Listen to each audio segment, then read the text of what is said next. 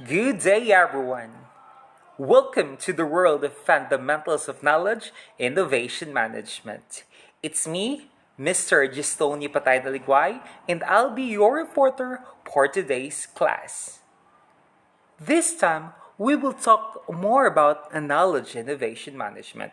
But before that, let me ask you, what is fundamentals? Maybe some of you will talk about basic rules, core, or some of you will talk about baseline. It is right. But on this report, we will focus more on knowledge innovation management. These also connect with the Unit 1 key concept of knowledge and innovation management. So mag-focus tayo more on the knowledge and innovation management. The economy of the world is changing fast, and the knowledge assets and the knowledge innovation are become the primary source of the organization. Companies are facing important challenges such as how to manage products with more and more technology. So dili nato magamit unsa ang kinahanglanon para ma-approve ang atoang mga goals sa atoang company or in the near future nga mag-lead ta sa certain schools or administration. So dili magamit nato ang knowledge and innovation management. So, we will talk about the fundamentals of knowledge and innovation management. Let's begin. Knowledge and innovation. What is knowledge? For some, knowledge is power, right? Knowledge is really connected with their cognitive aspect. When we say cognitive, it talks about the information, the knowledge, the ideas we built kay nagtudlo man ta sa mga schools or different administration so sa atong mga learners. But ang knowledge is one of the critical assets to leverage when pursuing enterprise competitive advantage. Knowledge is an organized combination of ideas, rules, procedures, and information. Of course, you will not deal with different aspects or different ideas kung wala kay knowledge. Because of knowledge, we will be able to think about unsa ang angay buhaton ug unsa ang dapat natong buhaton para mapalambo nato ang atoang mga dapat buluhaton. Next, knowledge is the human capacity, potential and actual ability. When we said potential and actual ability, it is our capability pag unsaon nato pagdeal ug unsaon nato paggamit ang atoang knowledge.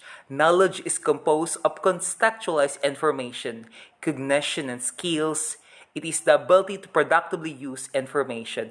Without knowledge, of course, you will not be able to think about different ideas, ideology. With the knowledge, of course, ma-achieve nimo ang dapat nimo achieve and you will achieve sustainable development with the help of knowledge. Knowledge, again, is very useful for us, especially the teachers for today's generation. Kay kita ang the first device or the weapon or the tool para sa atong mga learners para makakaton sila. According to Peter Drucker, knowledge is the source of wealth. Applied to tasks we already know, it becomes productivity. Applied to tasks that are new, it becomes innovation. So, ang knowledge is naa na gid siya daan sa atua. It is a really a fuel para ma-achieve nato ang dapat ug angay natong buhaton. On how we're going to innovate things, on how are we going to achieve things, dapat naagi na ang knowledge and with the help of innovation. So both of them is linked with each other. Now, what is innovation management? It is the systematic planning, management, and control of all innovations within a company. The management of innovations is part of the corporate strategy with the aim of optimizing existing products, services, and processes and developing new product innovations. Imagine, kung naamoy produkto nga wala kaayo benta or dili kay ma-market or not marketable sa marketplaces, so manginahanglan jud kag new ideas pag unsaon nimo para mabaligya siya, and that is innovation management. Innovation management, it is a combination of the management of innovation processes and change management. It refers to product, business processes, marketing, and organizational innovation. So, dili lang gid siya more on talking about marketplaces, but even in schools, how we are going to deal with our student, how we are going to make instructional materials, on how we're going to undergo the curriculum mapping, pag unsa na to pag-change ang curriculum, there is knowledge and of course innovation management. So link gid siya for me. Now, what is a knowledge management? It is the process of creating, capturing, and using knowledge to enhance organizational performance. It was argued that it is the collection in process that govern the creation, dissemination, and delivering of knowledge to fulfill organizational objectives. Of course, before we think about a certain ideas, dapat na-adyo tayo objectives. And how are we going to attain the objectives? Dapat na-atay knowledge management. So, diraa pa lang, naka-process na, naka-start na ang ato ang mga ideas, pag unsaon nato, unsa atong buhaton, unsa ang angay nato hunahon, unsa ang dapat nato ibutang. So, there is a knowledge management. So, ang innovation management earlier is how we're going to deal with new things. Pag unsaon nato pagpalambo, with that, ang knowledge management is magpatabang sa ato or nagtabang sa ato, how are we going to innovate things? Without knowledge, we cannot innovate, of course. Now, knowledge management, it requires nothing less than a new organizational mindset. One that recognizes knowledge and wisdom. Of course, it is the wealth of a certain idea.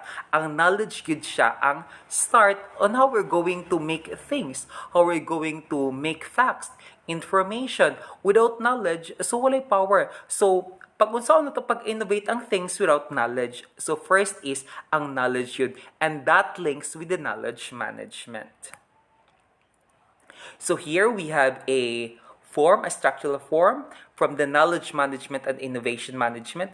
Therein, the innovation value chain, the knowledge sharing, the human capital, the relational capital, the structural capital, and so on and so forth. So, as we go along with different things about innovation or knowledge management, so matakal nato ni siya nga mga terminologies.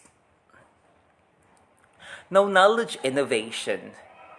KM and IM are logically linked, according to Nicholas and Wilhelm 2010. However, the alignment of their respective deployment mechanisms is still not obvious. So, di nato masabtan diritso or di nato mahibalan if we are not studying or kung dili nato gina-research ang certain thing.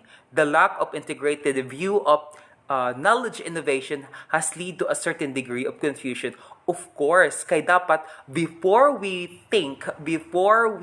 make a proposal, so dapat atong gihunahuna sa syadaan.